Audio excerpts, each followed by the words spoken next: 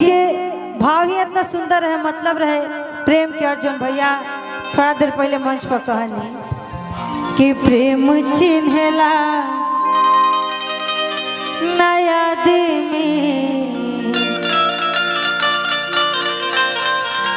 कौन जात है कि प्रेम नाच है कि निराउर कि जुठ भात है। प्रेम चिन्हला नया में कौन जात है। प्रेम चिन्हला नया में कौन जात है। प्रेम नाच देख निराउर,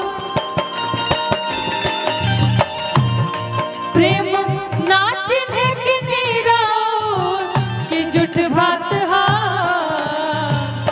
प्रेम चिन्हला नया में कौन जात हा।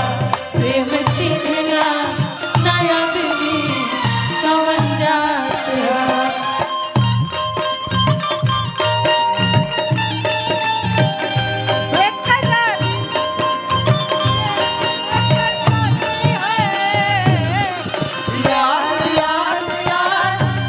याद रह जाती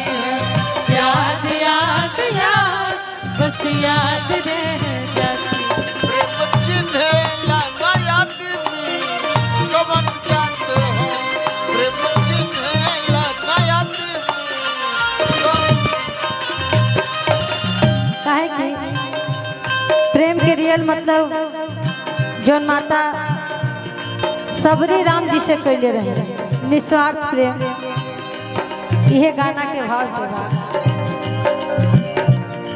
प्रेम प्रभु जी से सबरी के साचा रहल।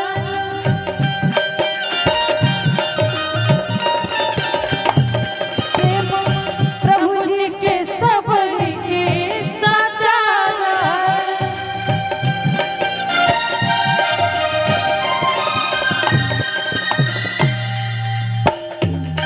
उहे फेंके बैर जवान का चारल।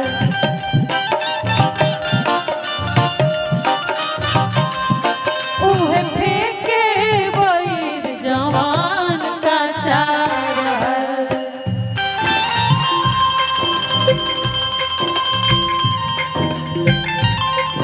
और ये गीत हमनी के जब गईनी जा हमनी के आवाज से वो सब इतना आशीर्वाद प्यार देनी जा। और आज भी सब गीत के रो सब सुनी ला जा। हमनी के ऐसे बड़ा सौभाग्य का कोई बात नहीं है। प्रेम प्रभु जी, प्रेम प्रभु जी के दिहल सौगात है। प्रेम प्रभु जी के दिहल सौगात है। प्रेम नाच ढेक निराउर, प्रेम नाच ढेक निराउर कि जुठ भात हा। प्रेम चिन्हला नया में कौन जात हा। प्रेम चिन्हला नया में कौन जात हा। न पूछा कौन हो तुम, मैंने तुझको दिल ये दे दिया। ये भी न पूछा कौन। ये फैसला जो तुमने किया, ये फैसला जो तुमने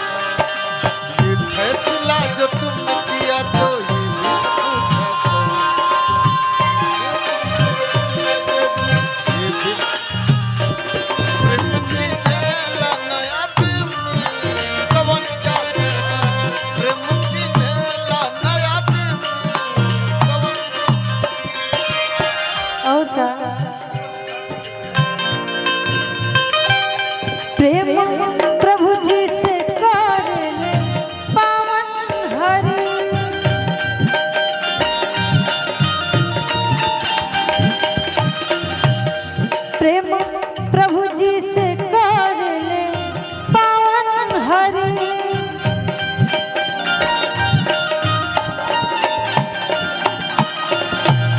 प्रेम प्रभु जी से करे ले पावन हरि। प्रेम ऐसे नहीं होखेला। और अगर ऐसा निस्वार्थ प्यार होके तो हम तो चाहब कि दुनिया में हर आदमी प्रेम करे, ताकि बुझाए कि प्रेम के मतलब होखेला का। बात कहली करीना प्यार रहो करी।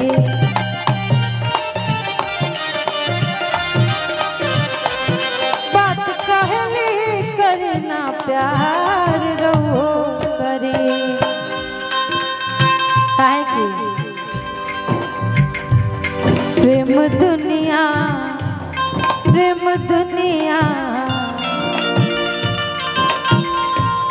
प्रेम दुनिया में अमृत के बरसात है।